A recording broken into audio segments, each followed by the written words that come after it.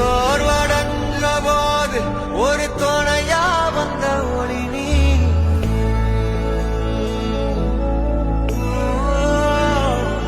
கண்ணில் நீர் வடிஞ்ச போது சிறு துணியா வந்தவனோ நீ.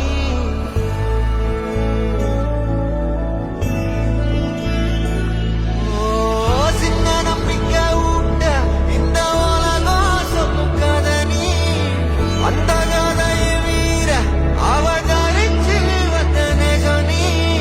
மக்கள் மனசால வந்து பிறந்த தமிழ் மகன் நீ.